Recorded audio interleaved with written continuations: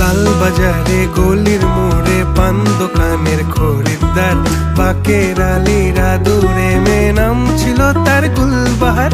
লাল বাজারে গলির মোড়ে পান দোকানের খরিদ্দার, বাকের আলীরা দূরে মেয়ে নাম ছিল তার গুলবাহার।